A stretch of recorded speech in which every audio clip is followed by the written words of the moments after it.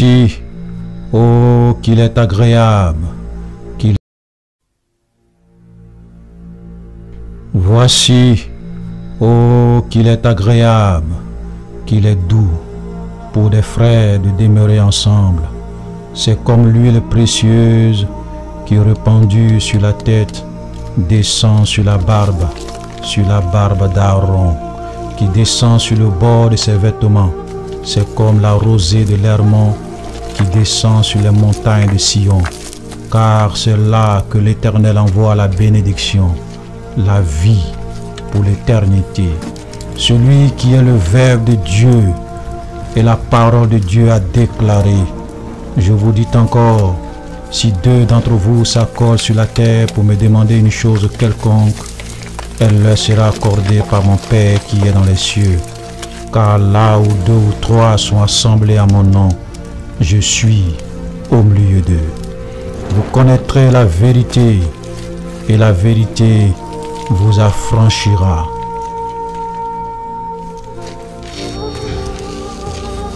Vous connaîtrez la vérité, et la vérité vous affranchira.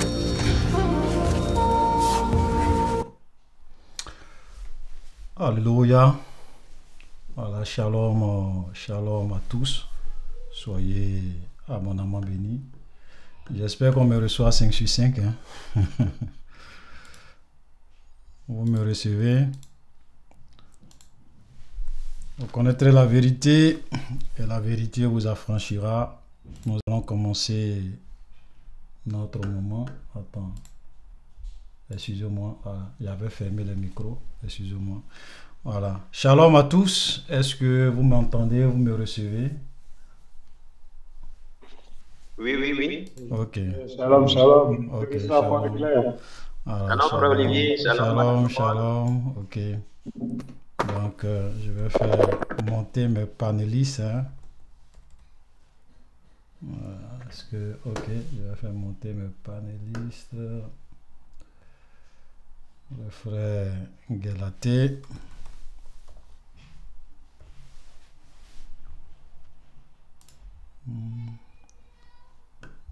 Ton micro, ta caméra est fermée, hein, frère Galaté. Ouais, il a dit qu'il est en déplacement. Ah, pardon, c'est vrai. J'ai oublié, excuse-moi. Oui. Ouais, voilà, j'ai oublié. Effectivement, le frère est en déplacement, donc il ne pourra pas se joindre au panel. Ok, donc merci à tout le monde. Voilà, je vais... Merci au frère John, merci à la sœur Esther, voilà, notre maman. Vous pouvez vraiment ouvrir vos caméras, hein, voilà, pour qu'on puisse aussi se voir, c'est très important, voilà. Shalom à la sœur Simone Gueux, shalom au frère Sanou Roger, shalom à notre frère Yao Zachary, voilà, soit, voilà, notre doyen, shalom à la sœur Labbé, shalom au frère Alain Philippe, shalom à la sœur Boton, shalom au frère Paulin, Kakou, à la sœur Sonia, le frère Joseph, voilà, la sœur Amélie, la sœur Florence, le frère Armel Zouzoua, le nouveau marié, ou bien... Voilà, il y a une très bonne nouvelle, on va l'annoncer pendant le culte. Voilà, il y a notre frère qui a fait déjà le premier pas. Il a eu le courage d'aller payer la dot de sa future épouse. Voilà, nous bénissons Dieu pour ça. Amen. Voilà. Donc les frères qui ne sont pas encore mariés, là, qui ont les moyens, là, je vous donne jusqu'en fin 2025. Alors. Ok, sinon, je vais vous appeler individuellement pour voir ce qui se passe. Alléluia, voilà. Le frère Joseph, je ne sais pas ce qu'il attend. Le frère, voilà, il y a des frères, je ne sais pas ce qu'ils attendent. Hein. Alléluia. Voilà. La sœur Sylvie, voilà. En tout cas, soyez bénis, je ne peux pas citer tout le monde, voilà, puisque le temps aussi s'en va. Voilà, donc soyez vraiment bénis pour votre présence. Voilà, nous sommes, comme vous pouvez le constater, à notre pré-culte. où nous répondons à une série de questions. Le frère Didier n'est pas encore connecté. Hein. Il n'est pas encore connecté. Ok. D'accord, il sera là certainement tout à l'heure. Voilà. Donc aujourd'hui, nous avons quand même... on va d'abord prier. On va prier d'abord, commencer par la prière pour confier ce moment au Seigneur, pour que le Seigneur vraiment vienne nous conduire et disposer nos cœurs. Voilà, pour que ces moments d'échange-là soient vraiment encore une bénédiction pour les uns et les autres et que l'Esprit de Dieu conduit toutes choses qui nous inspirent. Notre Dieu, notre Père, nous voulons te rendre toute la gloire. Nous voulons, Seigneur, te célébrer. Toi qui es bon, toi qui nous connais, toi qui nous as donné encore ce jour, Seigneur, dans ta grâce infinie, qui nous a donné la santé, la vie, l'être, le mouvement. Nous voulons te dire infiniment merci. Seigneur, nous te recommandons ces instants. Nous prions que ton Esprit Saint soit au contrôle de toutes choses et que la vérité soit proclamée et que nos cœurs soient encore nourris pour la seule gloire de ton nom. Merci Seigneur, au nom de Jésus. Amen. Amen. Amen. Voilà, que le Seigneur vous bénisse. Voilà, pour votre présence. Hein. Voilà, le frère Didier est là. Donc, je vais le faire monter sur le panel là, pour ne pas que je sois seul. Voilà. Ok. Voilà. Frère Didier est là. Ok. Voilà, good. Donc, on est tous les deux là. Aujourd'hui, on a reçu quand même une série de questions hein, dans la cellule pastorale. Voilà. Donc, on a reçu beaucoup de questions. Je vais citer rapidement la liste des questions qu'on a reçues. Voilà. Il y a une sœur, la sœur Amel, qui nous a demandé: est-ce que c'est normal qu'une femme soit au devant de la chaire pour enseigner la parole de Dieu? Donc là, c'est la première question de notre sœur. C'est-à-dire que est-ce qu'une femme peut exercer le ministère de l'enseignement de la parole de Dieu? Est-ce qu'une femme, en un mot, est-ce qu'une femme peut être établie sur une église et être pasteur? Ok. Et ce qu'elle dit, c'est qu'il y a des gens qui disent, par exemple, quand on lit Galates chapitre 3, le verset 28, il n'y a plus ni juif, ni grec, il n'y a plus ni esclave, ni libre, il n'y a plus ni homme, ni femme, car tous vous êtes un en Jésus-Christ. Voilà, donc il n'y a plus ni homme, ni femme. Égalité de sexe. Voilà, donc pourquoi les gens ne veulent pas que les femmes puissent enseigner la parole de Dieu? Et souvent quand les gens disent ça, je dis, ah, c'est que les homosexuels aussi, ils ont raison, hein. Il n'y a plus femme, il n'y a plus homme. Donc, un homosexuel, il peut marier son ami homme. Il n'y a plus ni femme ni homme. Égalité de sexe. Vous voyez comment les gens souvent peuvent prendre des paroles pour tordre le sens. C'est pour cela que la Bible, c'est un couteau à double tranchant. Parce que si tu viens prendre ce verset pour dire qu'il n'y a plus ni homme ni femme, on est même chose. Donc, ce n'est pas la peine de condamner les homosexuels. Hein. Amen. Deuxième question, elle dit le parler en langue. Par exemple, que les gens parlent beaucoup en langue dans les assemblées. Voilà, alors qu'il n'y a pas d'interprétation. Même dans les moments de prière, on entend les gens qui parlent en langue. Alors qu'il n'y a pas d'interprétation. Est-ce que ça, c'est pas du désordre? Ok, c'est une bonne question. Une autre question, c'est la question de notre sœur Stéphanie, qui a posé la question, parce que beaucoup de personnes aussi se posent la même question. La Bible dit qu'on ne doit pas on ne doit pas se faire des images taillées, ni de représentations quelconques des choses qui sont en haut dans les cieux, sur la terre, tout ça. Est-ce que le fait de faire des photos, des décorations, avoir des photos dans son salon, est-ce que c'est pas un péché?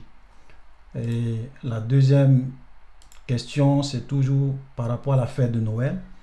Est-ce que décorer sa maison avec des sapins, avec des guirlandes est un péché?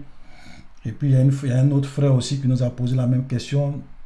Le frère Arnaud Henry du Congo-Brazzaville qui nous a demandé: est-ce que depuis mon enfance, on nous dit que Jésus est né le 25 décembre et que sa naissance marque le début de notre ère? Voilà. Or, selon le calendrier, le début de notre ère devrait commencer le 1er janvier. Voilà. Donc, est-ce que Jésus est vraiment né le 25 décembre? Une autre question, c'est les fécondations in vitro. Est-ce que ce sont des pratiques qu'un chrétien peut faire? Bon, cette question-là, on va la réserver pour la conférence sur l'intimité dans le couple chrétien que nous avons commencé le samedi passé. Donc, on va continuer avec ça. L'autre question, je cite les questions hein, pour que vous puissiez vraiment puissiez avoir une idée de toutes ces questions et puis après on va répondre étape par étape. L'autre question, c'est d'un frère voilà, qui nous a demandé, je voudrais savoir si les anges des 16 églises de l'Asie mineure dont parle le livre de l'Apocalypse étaient des responsables spirituels humains ou des créatures angéliques qui ne sont pas des êtres humains. Voilà, puisque dans le livre d'Apocalypse, la Bible dit écrit à l'ange de l'église d'Éphèse, écrit à l'ange de l'église de Smyrne, écrit à l'ange de l'église de Philadelphie. Est-ce que ce sont des êtres humains ou bien ce sont vraiment des anges? Voilà. Et comment l'apôtre Jean même peut écrire à un ange? Ouais, c'est une bonne question. Voilà. Et la dernière question. Est-il permis pour nos sœurs, et ça je ne sais pas pourquoi ça, les hommes aiment toujours poser ce genre de questions. Est-il permis pour nos sœurs de mettre des vernis, des maquillages, des faux ongles, des faux cils, des mèches, tout ça? Est-ce que ce n'est pas des ajouts? Voilà. Dieu t'a créé. Pourquoi tu veux ajouter? Est-ce que ce n'est pas des ajouts? Est-ce qu'on n'est pas en train de corriger Dieu? Voilà. Est-ce qu'on n'est pas en train de corriger Dieu? Donc, on va répondre à ça. Voilà. Donc, soyez bénis. Voilà. Shalom à la sœur Ginette Mwanga. La sœur Souriette Wamba, elle a posé déjà une question dans le commentaire. Ok. Donc, frère Djedje, c'est la question. On va commencer par... Bon, ce qu'on va faire, on va répondre à la première question. Après, on prend une question pour ceux qui sont là. On répond et puis après, mais on va aller vraiment vite. Parce que moi aussi, souvent, quand je suis en train de répondre aux questions, là, je prends beaucoup de temps. Ah, c'est l'un de mes défauts, ça. Alléluia. Voilà. Donc, la première question de notre sœur, est-ce normal qu'une femme soit au devant de la chair pour enseigner la parole de Dieu? Oui. Ouais, par exemple, cette question, par exemple, est-ce qu'on peut y répondre de façon lapidaire? ouais. Ça demande tellement de développement. Je sais que tu as déjà prêché dessus à plusieurs reprises. Ouais. Parce que c'est une question sur laquelle il faut faire vraiment un enseignement. Voilà. C'est pas une question à laquelle on peut répondre comme ça, bah, voilà, tel verset dit, tel verset dit, tel verset dit. Mais bon, c'est pas grave. On va quand même essayer. On va quand même essayer. Ce phénomène-là est le phénomène qui gangrène au jour d'aujourd'hui l'Église de Dieu, l'enseignement de nos sœurs. Le verset biblique de, comment on appelle, dans 2 Timothée. Frère Gégé, tu as des échos, tu as des échos. Il y a des échos? Ah bon? Ok, d'accord. Oui. D'accord, ça. J'ai des échos? Non, c'est à mon niveau. Vas-y. Ah, je peux y aller? Je peux y aller. Ok. Dans le livre de 1 Timothée chapitre 2, le verset 12, où Paul, le même Paul qui a parlé dans le livre de Galates, dont notre sœur a parlé, il n'y a plus ni juif, ni grec, ni ceci, ni cela. C'est le même Paul. C'est le même Paul qui parle ici dans 1 Timothée 2, le verset 12, et qui dit donc que je ne permets pas, et je voudrais qu'on insiste sur le mot « je ne permets pas ». Je ne permets pas, c'est un ordre indiscutable. C'est un ordre indiscutable. De toute façon, tous les ordres que Dieu donne, ce sont des ordres indiscutables, hein. C'est nous les hommes qui les violons. Voilà. Voilà. Donc, je ne permets pas à la femme d'enseigner ni de prendre autorité sur l'homme, mais elle doit demeurer dans le silence. Voilà. Au verset 11, bien avant ça, que la femme écoute l'instruction en silence avec une entière soumission. Alors, on a vu des hommes, des soi-disant hommes de Dieu, glosser un peu sur le mot enseigner. Voilà, il y en a qui donnent des sens de je ne sais quoi au mot enseigner. Ici, Paul, quand Paul parle d'enseigner, il parle, et on peut le lire bien avant que je n'explique ça, on peut aller aussi dans 1 Corinthiens 14. On va aller dans 1 Corinthiens 14, le verset 35, avant de revenir à ça.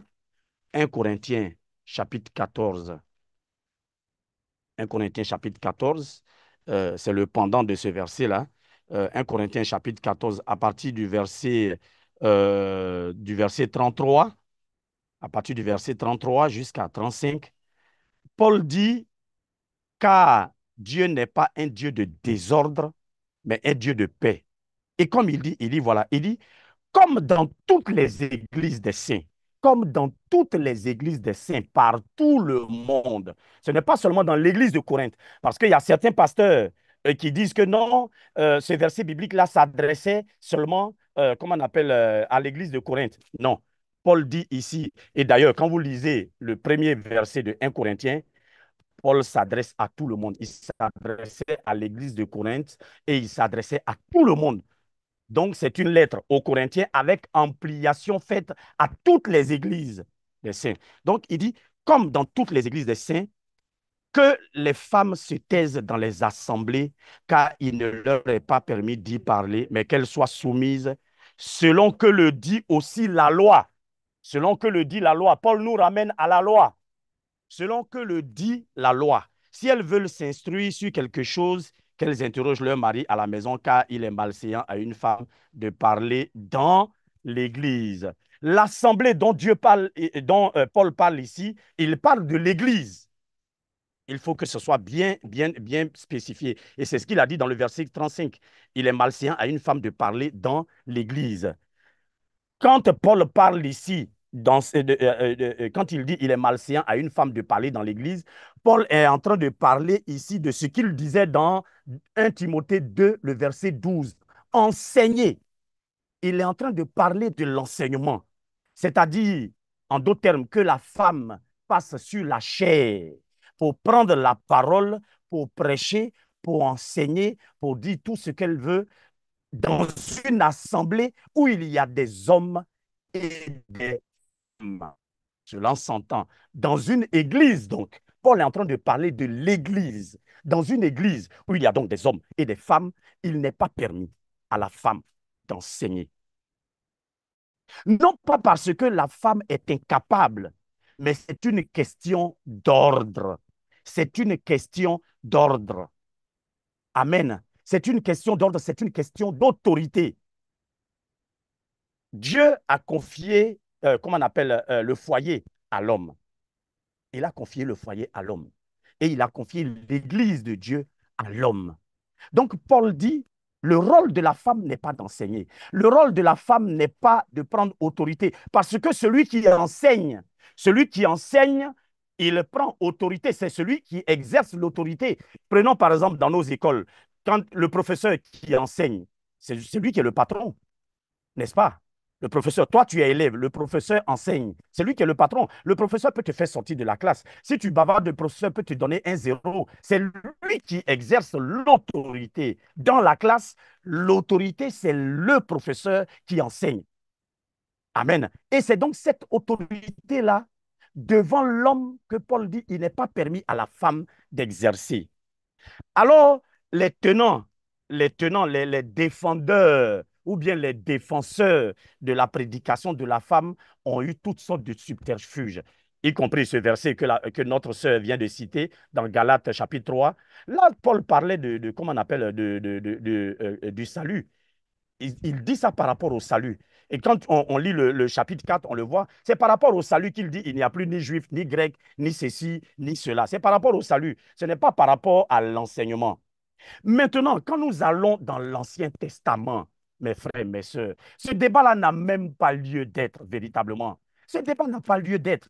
Quand on va dans l'Ancien Testament, le sacerdoce dont Paul parle ici, l'exercice du sacerdoce, il s'agit de l'exercice du sacerdoce. C'est de ça que Paul parle. dans l'exercice du sacerdoce, dans l'Ancien Testament, quand le sacerdoce devait commencer avec les Lévites, à qui est-ce que Dieu a confié le sacerdoce? Parmi les enfants des Lévites, il y avait des femmes et il y avait des hommes. Le sacerdoce a été réservé spécialement pour les fils lévites, c'est-à-dire les hommes. Et jusqu'à la fin, aucune femme, jusqu'à la période de Jésus-Christ de Nazareth, l'exercice du sacerdoce était réservé strictement, je dis bien strictement, aux hommes. Allez-y vous renseigner en Israël. Il n'y a pas une femme qui est rentrée dans le lieu saint ou dans le lieu très saint pour exercer le sacerdoce. Depuis les Lévites jusqu'à Jésus-Christ de Nazareth, le sacerdoce a été exercé uniquement par les hommes. Je dis bien le sacerdoce, le service sacerdotal. Vous comprenez? C'est-à-dire celui qui va, comme dans l'ancien temps, prendre, comment on appelle, les animaux d'expiation des Juifs, qui va rentrer dans le lieu très saint. Celui-là, ça a toujours été un homme. Ça n'a jamais été une femme depuis des siècles et des siècles et des siècles et des siècles, jusqu'à la venue de Christ. Amen. Et quand Christ est venu, parce que les gens prennent l'histoire de Déborah. Déborah a exercé un rôle politique. Déborah était juge en Israël. C'est bien ça, si je ne me trompe pas. Le frère Olivier, tu peux me corriger. Juge prophétesse. Oui, oui. Déborah était juge prophétesse. Mais pendant qu'elle était juge prophétesse, il y avait le sacerdoce. Le sacerdoce était exercé par le souverain sacrificateur. Vous avez appris dans un seul verset biblique que Déborah est rentrée dans le lieu très saint. Est-ce que Déborah est rentrée dans le lieu très saint pour exercer le sacerdoce? Déborah jouait un rôle politique. Elle avait le don de prophétie, elle était prophétesse, mais ce n'est pas elle qui rentrait dans le lieu très saint, ce n'est pas elle qui exerçait le sacerdoce. Or, ce dont Paul parle ici, c'est l'exercice du sacerdoce. On se comprend bien. Déborah était prophétesse, mais elle n'est jamais rentrée dans le lieu saint ou dans le lieu très saint. Peut-être même qu'elle restait sur le parvis en tant que manche, elle partait assister au culte. Elle restait certainement sur le parvis ou je ne sais quoi. Mais ce n'est pas elle qui rentrait dans le lieu très saint. Cet argument-là, on le balaye du revers de main très facilement. Après, les histoires de Esther, c'est Esther qui a sauvé le peuple d'Israël. Oui, et puis après. Esther a sauvé le peuple d'Israël. Et puis après, est-ce que ça lui a donné le droit d'entrer un jour dans comment on appelle, dans le parvis, dans le lieu très saint? Est-ce que ça lui a donné le droit comment on appelle, d'exercer le service sacerdotal? Non. Maintenant, quand nous venons à Jésus, Christ, qui connaît tout, qui sait tout, qui connaît déjà ce qui va se passer jusqu'à la fin des temps, il savait. Pourquoi est-ce que dans le choix des 12, moi quand je discute avec des gens, je leur pose cette question. Pourquoi est-ce que dans le choix des 12, Jésus n'a pas pris une seule femme? Pourquoi? C'est un sexiste alors, Jésus. Il est, comment on appelle ça même? C'est un maso. C'est un maso. C'est pour ça qu'il n'a pas pris une femme. Ou bien c'est parce qu'il déteste les femmes. Mais parce que dans la loi, Christ n'est pas venu pour abolir la loi, il est venu pour l'accomplir. Il est venu pour l'accomplir. Dans la loi, il ne pouvait pas prendre une femme pour exercer le service sacerdotal. Ce n'est pas possible. Ce n'est pas possible. Il ne pouvait pas violer sa propre loi. Voilà pourquoi il a pris des hommes parmi les 12. Il a pris des hommes. Sinon, en Israël, en ce temps-là, il y avait des gens, il y avait des femmes qui étaient peut-être même plus spirituelles que les hommes. Il y avait des femmes qui étaient capables plus que les hommes. Mais pourquoi Christ a pris la peine de choisir 12 hommes? Pourquoi? Et puis après, on nous dit, oui, mais quand Jésus est ressuscité, qui est allé au tombeau le premier? Ce sont les femmes. Bon, et ce sont les femmes, et puis après? Et puis après? Si c'est les femmes qui sont venues annoncer la résurrection de Jésus, et puis après, c'est ça qui va leur donner le droit de prêcher? Bon, maintenant, ces femmes-là, hein, mes frères, mes soeurs, ces femmes-là qui accompagnaient Jésus, là, quand il s'est agi de remplacer le traître, comment il s'appelle, Judas. Pourquoi est-ce qu'on n'a pas désigné encore une femme? Là, les gens pouvaient dire, bon, parmi les femmes qui nous ont accompagnés là, on va prendre quand même une dedans pour remplacer, comment on appelle, Judas. Mais c'est encore deux hommes. C'est encore deux hommes qu'ils ont choisis. Et les disciples, comment on appelle, les 12 ont prié. Les 12 ont prié. Cela ne venait pas d'eux-mêmes. Ils ont prié. Ils ont dit, Seigneur, toi qui connais les cœurs de ces deux personnes-là, il faut choisir un d'entre eux. Et le sort, quand les gens disent le sort, c'est Dieu qui a désigné. Ce n'est pas un hasard, même si le sort est tombé sur, comment il s'appelle le remplaçant euh, je ne sais plus comment il Mathias. s'appelle. Mathias, si le sort est tombé sur Mathias, voilà, c'est le Seigneur. Mais là, encore, c'est un homme. Mes frères, mes sœurs, pardonnez. Je vais lire un verset biblique pour terminer, pour ne pas monopoliser. Je vous ai dit, je dis, ce débat-là, ça, on peut prêcher dessus pendant 3, 4, 5, 6 mois. Regardez, prenez 1 Corinthiens, chapitre 9. Prenez 1 Corinthiens, chapitre 9. On va aller dans 1 Corinthiens, chapitre 9. On va aller à partir du verset 5. C'est Paul qui est en train de défendre son apostolat ici. Paul est en train de parler. Il dit quoi? Dans 1 Corinthiens chapitre 9, le verset 5, il dit, en parlant de lui, Paul, il dit, n'avons-nous pas le droit de mener avec nous une sœur qui soit notre femme, comme font les autres apôtres et les frères du Seigneur et Céphas? Est-ce que vous comprenez ce verset? Il dit, n'avons-nous pas le droit? Est-ce que moi, Paul, je n'ai pas le droit de prendre une femme? Est-ce que je n'ai pas le droit de me marier? Est-ce que je n'ai pas le droit de prendre une femme pour l'emmener avec moi dans mes tournées, comme font tous les autres apôtres? Ça veut dire quoi? Ça veut dire que tous les autres apôtres avaient chacun sa femme, n'est-ce pas? Il a dit, comme font les autres apôtres et comme font les frères de Jésus et comme le fait aussi Céphas. Ça veut dire quoi? Ça veut dire que tous les autres apôtres, dans leur tournée, ils partaient avec leurs femmes. Leurs femmes les accompagnaient dans leur ministère. Vous comprenez? Leurs femmes les accompagnaient dans leur ministère. La femme de Pierre, la femme de Paul, la femme de Jacques, la femme de Jean, tout, ils les accompagnaient dans leur ministère.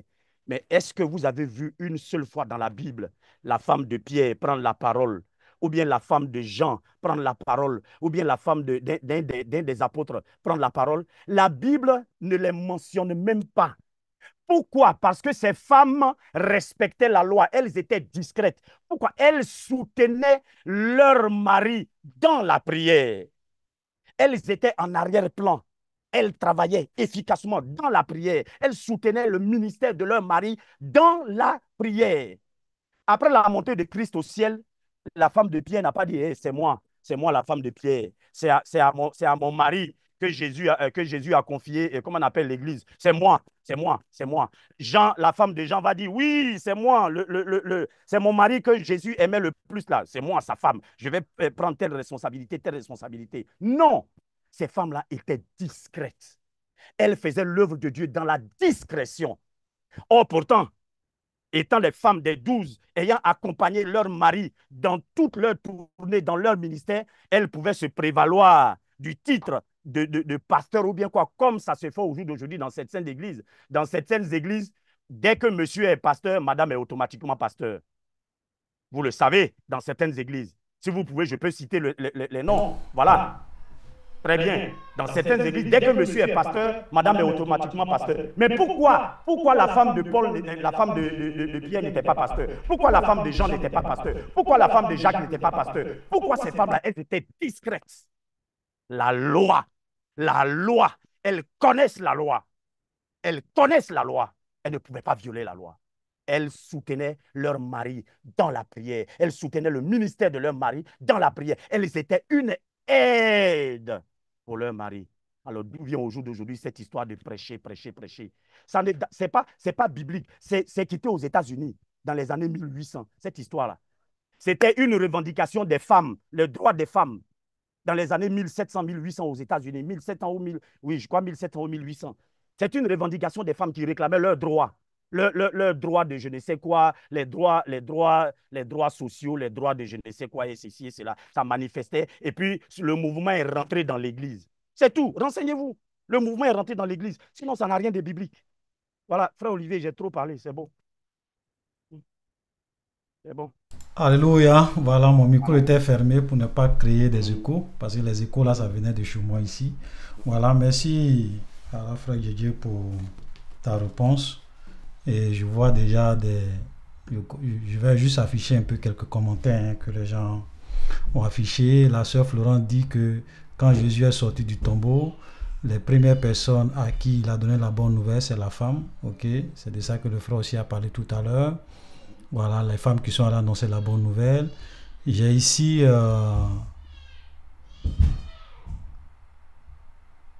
j'ai aussi la question de la sœur Esther dans ce sens. La femme a-t-elle le droit d'évangéliser? Si oui, quelle est la limite avec l'enseignement? Voilà, oui, le mot c'est misogyne. Voilà, puisqu'il y a des gens souvent qui prennent ça pour dire, mais est-ce que le Seigneur Jésus est misogyne? Est-ce que... Voilà, donc on va y répondre. Qu'en est-il du phénomène de prophétesse aujourd'hui? Donc je pense que le frère est aujourd'hui qui dirige les ministères. Le frère en a répondu. Le frère Manuel là, qui demande, la femme est une aide pour l'église et son mari. En quoi est-ce de la misogynie? Voilà, ok. Voilà. Donc le frère a déjà, comme il a dit, hein, c'est un sujet qui est un peu vaste. Et puis on voit un peu que dans beaucoup d'églises, comme le frère l'a dit, il y a des pasteurs, parce qu'ils sont pasteurs. Après, il devient docteur, il nomme sa femme pasteur. Ou bien il devient révérend, il dit, bon, ma femme est pasteur. Donc, pasteur, madame tant, pasteur, madame ceci, pasteur, madame cela. Voilà. Donc, ce sont des phénomènes, quand vous regardez un peu, c'est au cours, je dirais, peut-être des derniers siècles, qu'on a vraiment commencé à voir ce genre de choses-là monter en puissance, surtout même dans le milieu catholique, vous n'allez pas voir certaines choses. Vous n'allez jamais voir une femme prêtre. Ok? Même chez les catholiques que vous condamnez, les catholiques sont méchants, ils adorent Marie, ils font plein de choses. Il y a des choses que vous n'allez pas voir. C'est vraiment dans le milieu protestant, évangélique, pendant ces derniers siècles, qu'on assiste à cette montée en puissance où les femmes, réellement, sont pasteurs, exercent le pastorat. Et souvent, comme le frère l'a dit, hein, je veux juste apporter quelques précisions parce qu'il y a des tests qu'ils prennent. Ils vont par exemple vous dire que non, comment ça s'appelle, les femmes, Jésus a donné aux femmes d'aller annoncer l'évangile. Mais annoncer l'évangile, ce n'est pas exercer le ministère de l'enseignement de la parole de Dieu. Amen. Il faut qu'on se comprenne bien. Prophétiser, ce n'est pas exercer le ministère de la parole de Dieu. Enseigner ses enfants, c'est pas exercer le ministère de la parole de Dieu. Même être dans une église et puis tu es responsable des femmes ou entre vous femmes, vous exhortez, c'est pas exercer le ministère de la parole de Dieu.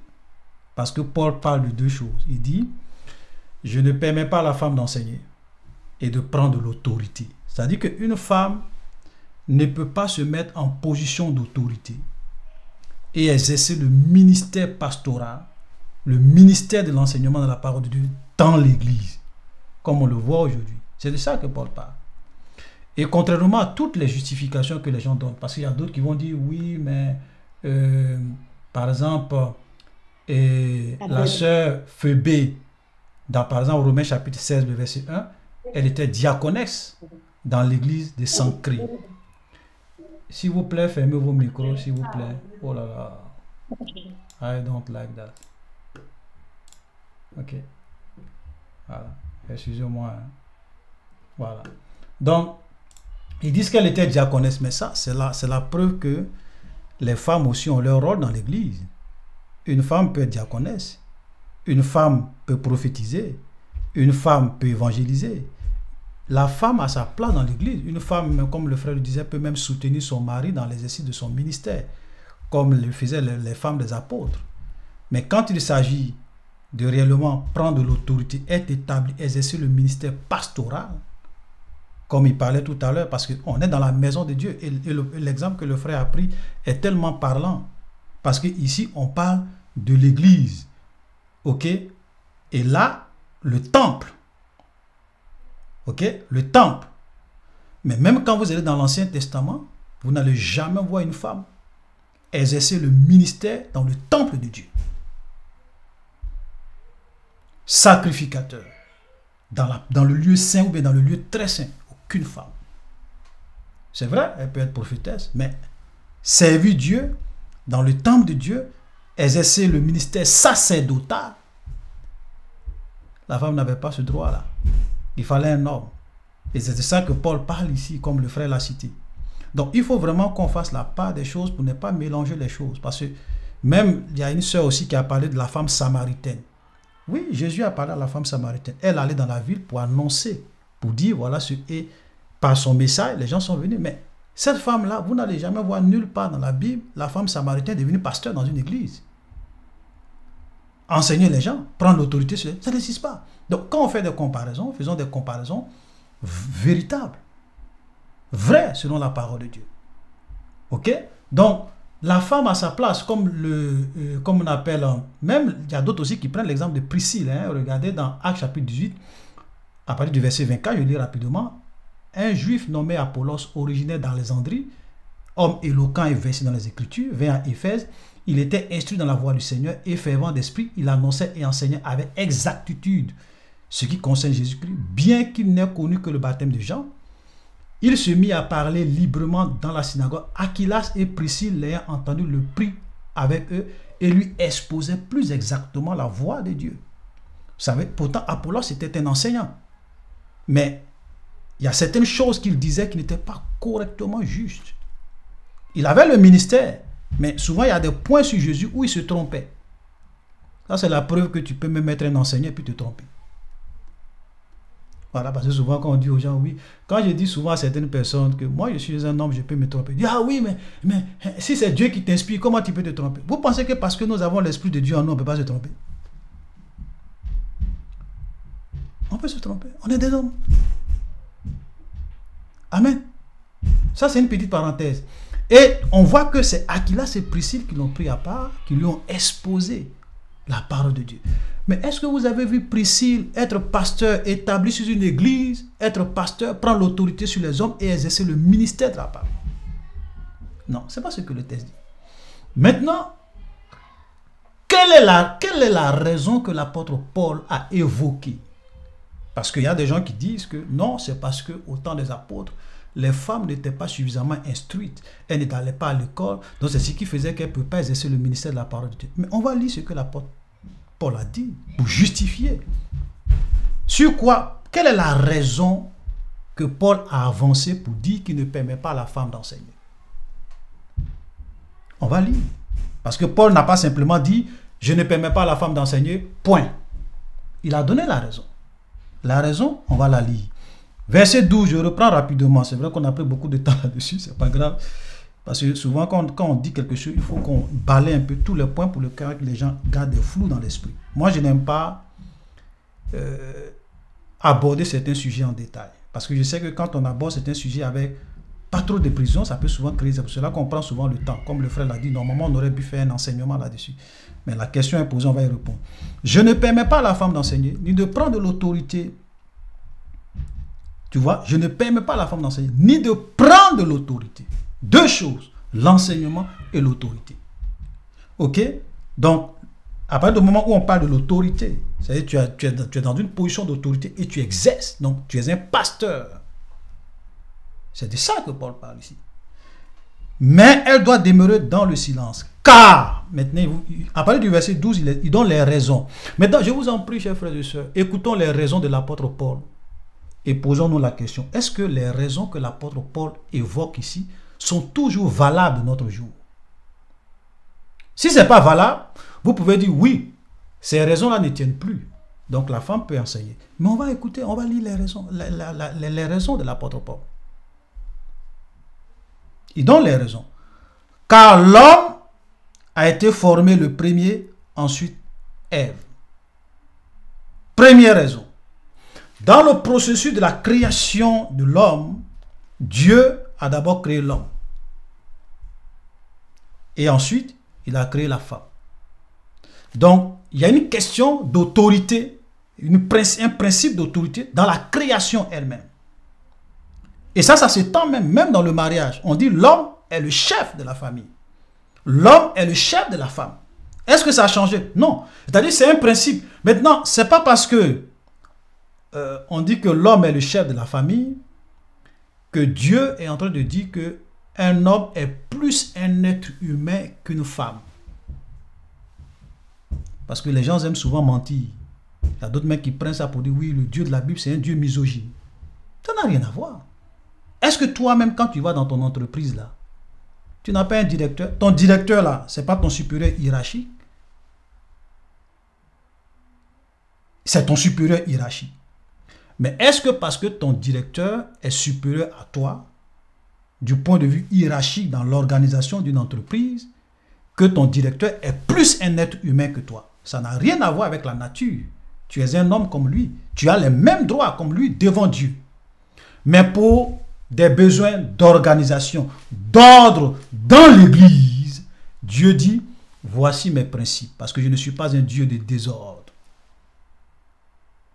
C'est l'homme qui doit être à la tête et exercer le ministère. C'est un principe d'ordre. Tout comme dans le foyer, l'homme est le chef de la famille. Pour qu'il y ait de l'ordre, l'équilibre et qu'il n'y ait pas de problème dans le foyer. Il n'y a pas deux capitaines dans un même bateau. C'est ce qu'on dit dans le monde. Alléluia. Donc il dit, car l'homme a été créé le premier et ensuite Ève. Est-ce que ça a changé? Non. Est-ce que ça a changé?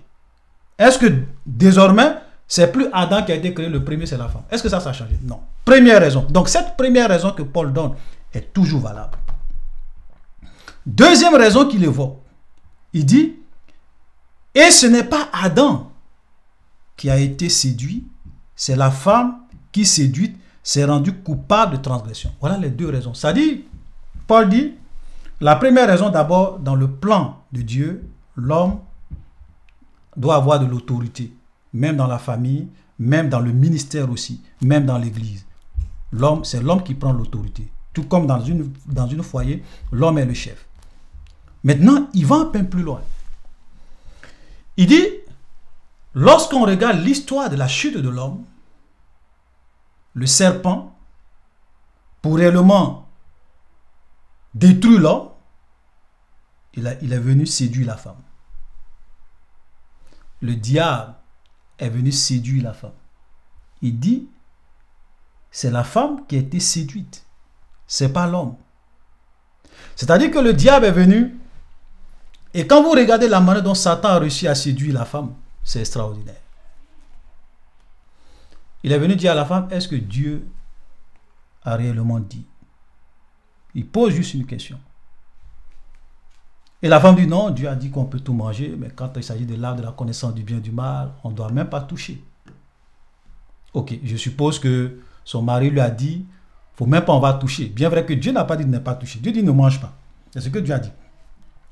Et le diable a dit, vous ne mourrez point. Parce que Dieu sait que le jour où vous allez manger, vos yeux vont s'ouvrir, vous allez comme des dieux. Et le diable a réussi à séduire la femme. C'est-à-dire que Satan a séduit la femme par son raisonnement. Le raisonnement. Il a réellement réussi à mélanger la femme, à la pousser à croire que ce que Dieu disait était faux. Donc, pour dire quoi? Pour dire que, qu'on le veuille ou pas, une femme, on peut facilement parler à son cœur et la séduire.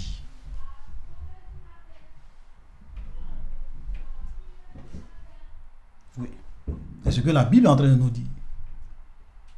C'est pour cela que vous allez voir que souvent, les églises qui sont dirigées par des femmes, regardez très bien. Souvent, il y a beaucoup de séduction. Il y a même souvent l'esprit de la divination qui règne. Satan vient, ou bien certains mystiques, certains hommes viennent, et facilement la séduction rentre.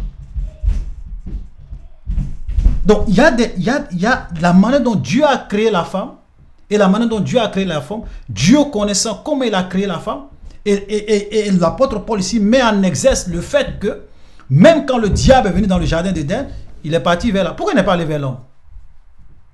Parce que Satan savait que s'il venait dire à Adam, Adam, il faut manger, Adam n'allait jamais manger. Mais il s'est dit, que je sais que Adam aime sa femme. Il aime beaucoup sa femme. Donc si je réussis à séduire sa femme, je sais que lui, je vais facilement l'avoir. Donc le diable est venu. Et c'est ce qui a marché. Pourquoi Adam, lui, savait que tout ce que le serpent disait était faux. Mais pourquoi Adam a mangé l'arbre de la connaissance du bien? Ce n'est pas par son raisonnement, ce n'est pas par la séduction. Mais c'est par son amour pour sa femme. Il aimait tellement Ève que lorsque elle lui a tendu le fruit défendu, il a pris, il a mangé. Il savait. Lui n'a pas été séduit. Hein. C'est son amour qui l'a poussé à manger l'arbre de la connaissance du bien et du mal. Paul te donne ce principe. Maintenant, quand on a fini de dire ça, si tu veux, tu prends les raisons que Paul évoque pour dire, moi, je ne peux pas exercer le ministère de l'enseignement. Maintenant, si tu veux, enseigne. Parce que moi, ce que j'ai remarqué, c'est que souvent, les femmes qui sont des enseignants, peu importe les justifications que tu vas donner, elles veulent toujours enseigner. Moi, j'ai dit, je ne me bats pas pour ça. Tu veux, enseigne. Je ne suis pas ton Dieu. C'est pas moi, je vais te juger. Si toi, tu es convaincu que Dieu t'a donné le ministère d'être pasteur. Moi, vous savez, dans la vie, je dis toujours aux gens, souvent, il y a des questions. C'est pour cela que moi, depuis un certain temps, il y a ces genres de sujets-là, je ne parle plus de ça. Pourquoi? J'ai déjà fait plus de vidéos là-dessus. Maintenant, si tu veux enseigner, continue d'enseigner. Et pourquoi je ne veux même plus perdre mon temps là-dessus? Parce que je me rends compte que les femmes qui enseignent, c'est une poignée de femmes. Elles ne valent même pas 1%. Elles ne valent même pas 2%. Mais on va passer tout notre temps à parler pour 1% des femmes qui veulent rien comprendre, qui veulent continuer à exercer leur ministère. Tu mets les versets ici, tu expliques, non, on est tous égaux. Non, ok, laissez-les. Laissez-les exercer leur ministère. Ne vous battez pas pour ça. Maintenant, nous, en tant que des enseignants, tu me poses la question, je te dis, frère, voilà ce que la Bible dit. Voici les raisons que l'apôtre Paul évoque. Maintenant, moi, quand je regarde les raisons là sont toujours valables. L'homme a été formé le premier, ensuite la femme. Première raison. Deuxièmement, ce n'est pas Adam qui a été séduit, c'est la femme qui a été séduite par le diable dans le jardin d'Éden. Deuxième raison. Est-ce que ces deux raisons-là sont valables? Oui. Donc pour moi, même au 21e siècle, la femme ne peut pas exercer le ministère pastoral. Donc, si tu veux avoir d'autres raisons, tu es libre. Maintenant, je vais dire rapidement quelque chose parce que, vous savez, Dieu n'est pas un Dieu qui ne considère pas la femme ou bien qui brime la femme. La preuve en est que lorsque vous lisez, il dit, regardez Éphésiens chapitre, je vais lire juste quelques passages rapidement. Éphésiens chapitre 5 verset 20. Marie, aimez vos femmes comme Christ a aimé l'église et s'est livré lui-même pour elle. Quelqu'un qui met ça dans sa parole, il n'aime pas les femmes? Quelqu'un qui dit aux hommes, Marie, aimez vos femmes comme Christ a aimé l'église et s'est livré lui-même pour elle. C'est-à-dire que vous devrez être prêt à vous donner pour votre femme, à réellement tout faire pour que votre femme soit heureuse. De la même manière que Jésus a tellement aimé l'église, il est venu, il est mort pour l'église. Il a versé son sang. Vous devrez aimer vos femmes comme ça. C'est quelqu'un qui n'aime pas les femmes. Quelqu'un qui dit dans Éphésiens chapitre 5, à partir du verset 27, Éphésiens chapitre 5, verset 27, que j'ai lu hier. Afin de faire paraître devant lui cette église glorieuse, sans tache, ni rien de semblable, mais sainte et irréprochable. C'est ainsi que les maris doivent aimer leurs femmes comme leur propre corps. Celui qui aime sa femme s'aime lui-même, car jamais personne n'a haï sa propre chair, mais il la nourrit, en prend soin comme Christ le fait pour l'église. C'est quelqu'un qui n'aime pas la femme qui dit ça. Quelqu'un qui déteste les femmes, c'est lui qui dit ça. Quelqu'un qui déteste les femmes, qui dit dans 1 Corinthiens chapitre 11, le verset 11. Toutefois, dans le Seigneur, la femme n'est point sans l'homme, ni l'homme sans la femme. Car de même que la femme a été tirée de l'homme, de même l'homme existe par la femme, et tout vient de Dieu. C'est quelqu'un qui n'aime pas les femmes qui écrit tout ça dans sa parole. Quelqu'un qui déteste les femmes, qui brime les femmes, qui relègue les femmes au second rang. C'est lui qui écrit tout ça dans sa parole. Hein? 1 Pierre chapitre 3, verset 7. Marie, montrez à votre tour de la sagesse dans vos rapports avec vos femmes, comme avec un sexe plus faible. Honorez-les comme devant aussi héritiers avec vous de la grâce de la vie. Qu'il en soit ainsi afin que rien ne vienne faire obstacle à vos prières. C'est-à-dire que Dieu même te dit que ta femme là, si tu ne l'honores pas, si tu ne la traites pas comme cela se doit, même ta prière là, il y a un blocage. Allez-y dire à tous ceux qui viennent souvent prendre ce genre de tests pour dire oui, Paul dit je ne permets pas à la femme, et puis les pasteurs prêchent, Dieu c'est un Dieu misogyne. Vous ne comprenez ni les Écritures, ni la puissance de Dieu. Dieu, c'est un Dieu d'ordre. Il aime toutes les femmes du monde plus que nous-mêmes. Ce n'est pas un Dieu qui brime les femmes. Une femme peut prophétiser dans l'église. Une femme peut évangéliser. Une femme, parce que même dans 1 Timothée et 1 Acte des Apôtres, dans les derniers temps, dit Dieu, je répandrai mon esprit sur toute chair, vos fils et vos filles prophétiseront. Vos jeunes gens auront des visions, vos vieillards auront des sons. Sur mes servantes et sur mes serviteurs, je répandrai mon esprit et ils prophétiseront. Est-ce que Dieu a empêché une femme de prophétiser dans l'église? Non. Dieu n'a jamais empêché une femme d'exercer son don spirituel dans l'église. Mais il dit, pour ce qui concerne le sacerdoce, le ministère de l'enseignement de la parole de Dieu, cela est réservé aux hommes dans l'église. Je ne suis pas un Dieu de désordre. Point. Donc toutes les philosophies, les gens qui aiment souvent raconter du n'importe quoi, pour faire croire qu'on brime les femmes, on n'aime pas les femmes, vous êtes dans l'erreur. Alléluia. Voilà. Il y en a un qui a mis ça dans les commentaires. Il dit, même à l'église, on brime les femmes. Ouais. Voilà. Qui a mis ça dans les commentaires? Il dit... Je ne sais pas, c'est une sœur qui a mis ça dans les commentaires. Voilà. Vous voyez? Les femmes sont brimées partout. Voilà. Alors que c'est faux. Tous les versets que j'ai vus, c'est pour cela que j'ai cité ces versets-là, pour que vous compreniez que Dieu n'est pas un Dieu qui brime les femmes. Vous savez, vous pouvez aller faire des recherches sur Internet. Il y a des gens même qui ont écrit des livres là-dessus. Des grands chercheurs. Ils se sont rendus compte que dans tous les pays où il y a eu le mouvement de l'émancipation de la femme, étaient des mouvements qui étaient réellement basés sur la doctrine et l'enseignement chrétien, judéo-chrétien. Que ce soit la fin de l'esclavage, que ce soit plein de choses. Ce sont des gens qui croyaient au Dieu de la Bible, qui croyaient aux Saintes Écritures, qui ont réellement porté ces mouvements-là pour abolir l'esclavage, pour donner plus de liberté à la femme. Allez-y dans les pays musulmans.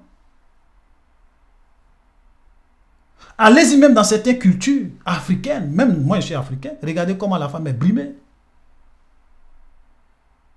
Le Dieu de la Bible, regardez ce qu'il dit de la femme. Donc, vouloir faire croire que dans l'église on brime, c'est faux. C'est faux. Les gens ont fait des recherches, ils se sont rendus compte que les pays ou bien les civilisations où il y a eu réellement de grands mouvements d'émancipation de l'homme comme de la femme, ça a été porté par la croyance et la doctrine chrétienne.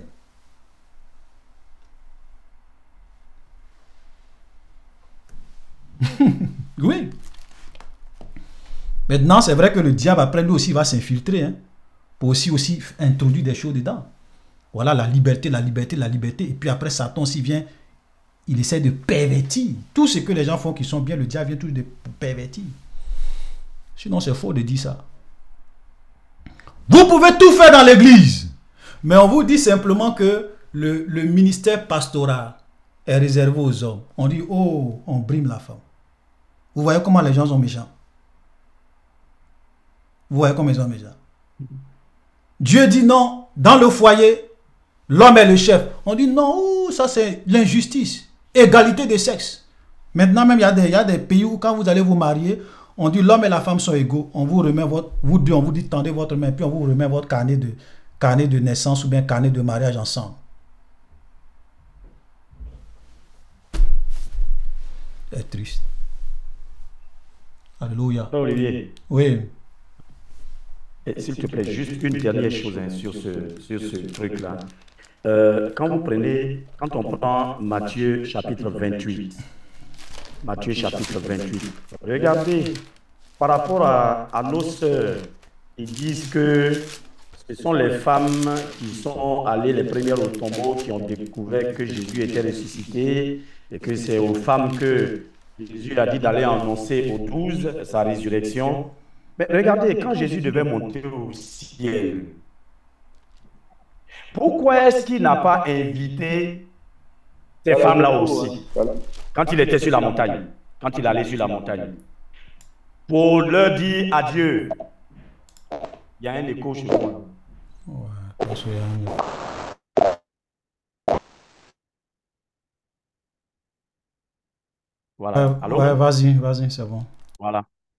Quand Christ devait dire adieu, pourquoi est-ce qu'il n'a pas invité tout ce monde-là qui l'a suivi durant son ministère? Tout ce monde-là qui l'a suivi, les femmes qui étaient à ses petits soins, tout et tout et tout et tout. Pourquoi est-ce qu'il ne les a pas invités à la montagne? Et c'est seulement les 11, parce que l'autre était déjà mort. Pourquoi est-ce que c'est seulement les 11?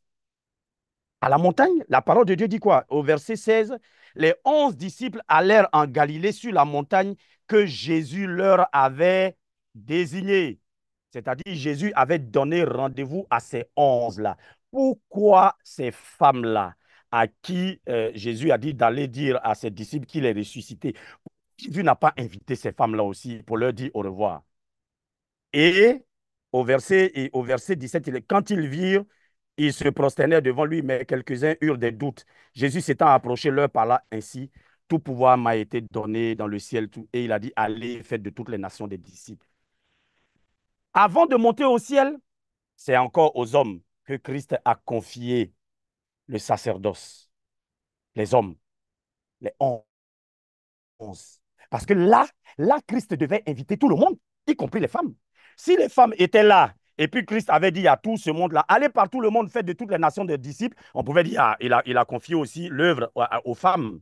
Mais là, ceux à qui il a donné rendez-vous, c'était les 11. C'était les 11.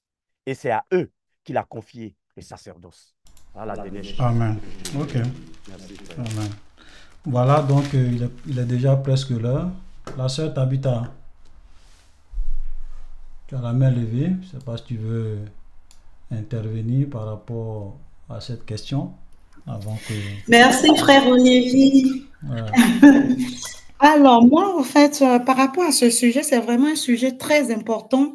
La place de la femme dans l'église, si elle doit prêcher ou pas, bon, c'est pas ça qui est le... J'ai compris avec toi, avec les enseignements que tu as donnés. Comme j'ai dit, moi, j'ai été responsable d'une grosse communauté, pasteur et tout ça. Et aujourd'hui, je ne fais plus rien. Et ça, ce message-là, c'est vrai qu'on a du mal à le saisir.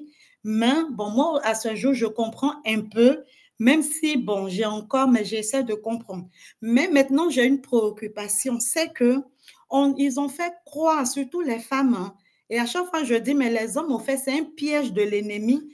Quand les femmes disent, elles disent aux hommes: vous êtes faibles. Dans toutes les communautés, par exemple, quand on parle du couple, on dit: oui, l'homme, il est faible, il est ceci, la femme doit être forte. Est-ce que c'est pas cet esprit de dire que oui, l'homme est faible, alors que quand nous, on lit la Bible, on n'a jamais vu où Dieu a dit que l'homme était faible et que c'était la femme qui était plus forte.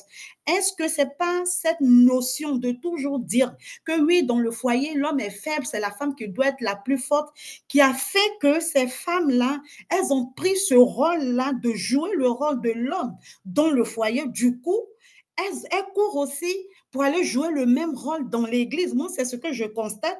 Et quand on me dit: oui, l'homme est faible dans le foyer, ça m'énerve. Et je dis: mais c'est pas possible. Dieu n'a pas créé un être humain faible pour dire que tu es le chef de la maison. C'est au plus fort qu'on dit tu es chef.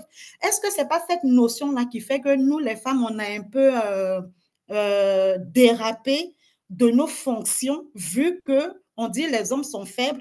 Du coup, on a pris l'autorité sur toute chose, au fait. En tout cas, c'était juste une petite remarque, au fait. Oui, et puis dans ce que tu dis, vous savez, c'est là qu'on voit l'œuvre du diable. Hein. Voilà, ça dit que Satan, c'est un menteur. Ça dit que quand Dieu dit quelque chose, parce que tout à l'heure, j'ai lu le texte, hein. Je vais le relire encore. 1 Pierre chapitre 3, verset 7. Marie, montrez à votre tour de la sagesse dans vos rapports avec vos femmes. comme avec un sexe plus faible. Ok? Honorez-les comme devant aussi héritier avec vous de la grâce de la vie. Ici, le sexe faible ici, c'est quoi? C'est la femme. Quand on dit sexe faible, mais tout à l'heure, si tu déposes une marchandise d'un certain poids, de façon générale, il y a des choses qu'un homme peut soulever parce qu'il a plus de force, mais une femme ne pourra pas soulever. Elle va dire, ah, mon mari, pardon, je peux pas, par exemple, ouvrir cette boîte-là, c'est trop dur, j'essaie, mais je n'ai pas suffisamment. Il faut faire pour moi. Vous voyez, ça dit que l'homme n'est pas un sexe faible. C'est le contraire. Maintenant, comme le diable, c'est un menteur, c'est ce qu'il... Vous savez ce que le diable fait aujourd'hui, il n'a jamais changé. Hein. Dieu a dit à l'homme dans le jardin d'Éden, si tu manges, tu vas mourir. Qu'est-ce que Satan est venu dire? Il est venu changer. Il dit non, Dieu, c'est vrai, Dieu vous a dit vous allez mourir, mais vous n'allez pas mourir. Dieu dit que l'homme est le chef de la femme, de la famille. Non, l'homme c'est un sexe faible. Toi là, c'est toi la femme qui... Tu es une femme. On n'entend plus. Hein. Vous n'entendez pas? Vous ne m'entendez pas?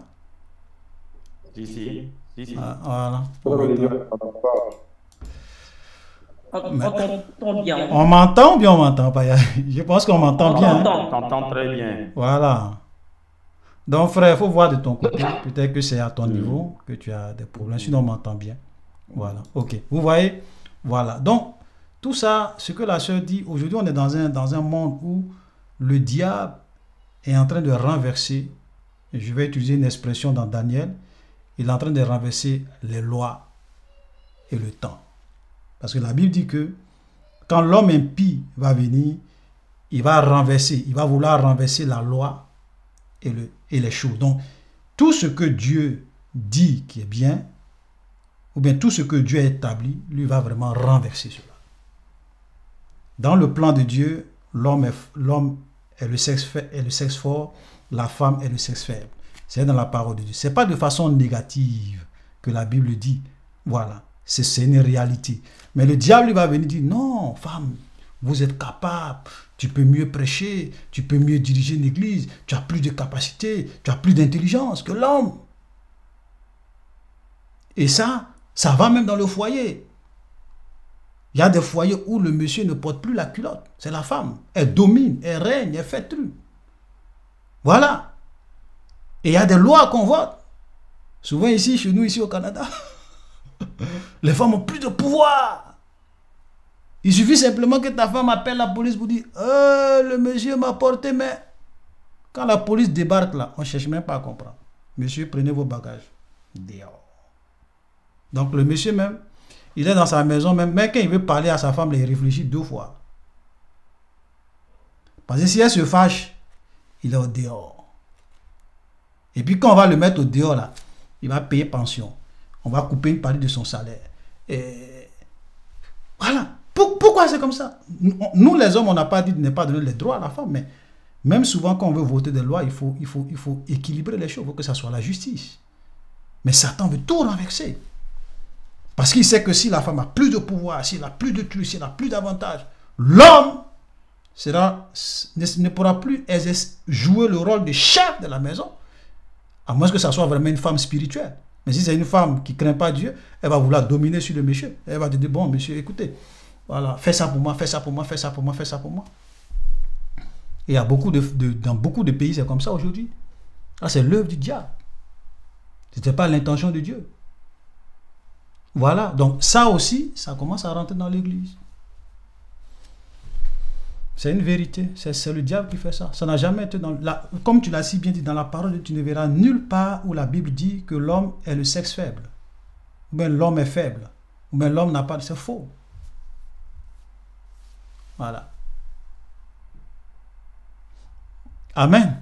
C'est un sujet vaste, hein? On a pris pratiquement tout le temps là-dessus. Il y a quelqu'un qui me dit, est-ce que les femmes ont le Saint-Esprit? Je pense que c'était la question. Voilà, de Janie, hein? C'est le pseudo. Oui, c'est ce que j'ai dit tout à l'heure. Dieu a dit dans les derniers temps, je répandrai mon esprit sur toute chair. Vos fils et vos filles prophétiseront, vos jeunes gens auront des visions, vos vieillards auront des songes. C'est ce que Dieu a dit. Donc la femme a reçu l'Esprit de Dieu comme nous. Mais ce n'est pas parce que la femme a reçu le Saint-Esprit comme nous les hommes que Dieu devient Dieu de désordre, qui viole ses principes. C'est un peu comme tout à l'heure, quelqu'un vient dire, puisque en fonction des justifications que l'apôtre Paul donne, il dit non, comme la femme a reçu le Saint-Esprit, donc ce n'est pas Adam que Dieu a créé premier, c'est la femme. Comme les femmes ont reçu le Saint-Esprit, ce n'est pas la femme qui a été séduite par le diable, c'est l'homme. Je veux dire, le fait que les femmes reçoivent le Saint-Esprit, ça ne change en rien les raisons que l'apôtre Paul évoque pour dire qu'il ne permet pas à la femme d'enseigner ni de prendre de l'autorité sur l'homme. Ce sont des raisons historiques. Ça ne change pas. Et comme je le dis, le Saint-Esprit, et on devrait même aborder, mais malheureusement on n'a pas le temps, parce que la deuxième question de la sœur, c'est le parler en langue. Je voulais un peu parler des dons spirituels.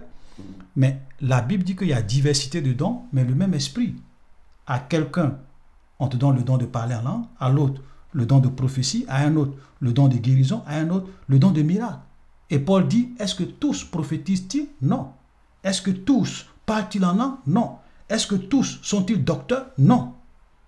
Maintenant, est-ce qu'on va dire que parce que nous tous, nous avons reçu le Saint-Esprit, nous tous, nous pouvons être docteurs? Non, comme nous tous, on a reçu le Saint-Esprit, nous tous, nous pouvons être prophètes ou prophétesses. Non, comme nous tous, nous avons reçu le Saint-Esprit, nous tous, nous pouvons être pasteurs. C'est pas comme ça que Dieu travaille.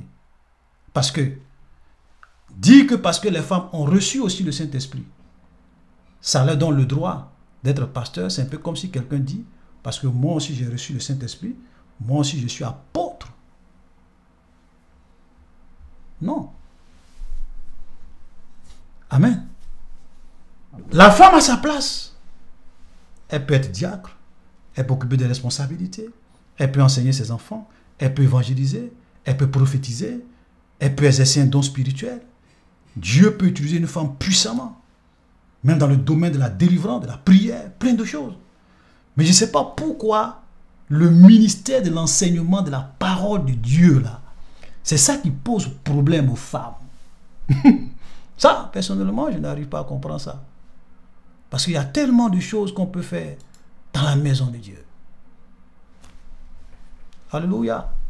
Voilà. Donc, nous allons nous arrêter là. C'est vrai qu'on avait posé beaucoup de questions. Ouais, je ne sais pas si notre temps de réponse, là, on va augmenter le temps pour passer à 1h30. Il faut qu'on augmente. Hein. Ouais, parce que là, vous voyez qu'on n'a vraiment pas pu... Donc, peut-être prochainement, on va voir si on peut commencer un peu plus tôt. Voilà, pour ceux qui peuvent venir plus tôt, on va commencer et puis on va expliquer parce que là, on avait beaucoup de questions. Moi, c'est juste une seule question. Et c'était une question qui était vraiment costaud. Il fallait quand même qu'on prenne le temps. C'est pour cela que le frère disait au début même que est-ce que le temps peut suffire? Il faut faire tout un enseignement, mais bon. Amen. Voilà, que le Seigneur soit béni. On sera là encore le dimanche prochain. Donc, nous allons commencer notre culte. Que le Seigneur vous bénisse. Donc, je vais laisser toute la place voilà, à notre frère pour la direction. Voilà, désolé hein, si on n'a pas pu répondre à toutes les questions, c'est pas grave. De toutes les façons, on est là tous les dimanches, donc on aura le temps. Je marque, maintenant quand les gens m'envoient les questions, ce que je fais pour ne pas oublier, je mets ça dans un fichier Excel. Voilà, puis j'envoie ça dans le groupe, dans la cellule pastorale. Et puis je mets ça dans un fichier Excel. Donc ça veut dire que toutes les questions sont désormais notées. Voilà, pour ne pas que... Donc quand on va venir, on va continuer avec la suite et on va tout faire quand même pour répondre aux questions. Donc soyez bénis. Voilà, que le Seigneur nous garde. Donc je vais laisser la place voilà, aux frères pour la direction. Ok. Est-ce qu'on s'entend? Hein? Amen. Est-ce que tout le monde m'entend? Sois béni, Frédéric. On t'entend, on t'entend. Amen. On Bonjour à t'entend. tous et à toutes, ma famille. Soyez bénis. Content de te revoir. Amen. Amen de même. Hein? Amen. Toi Bonne culte à aussi. tous. Ouais, salut frère. Amen. Amen. Comme d'habitude, hein, ça n'a pas changé.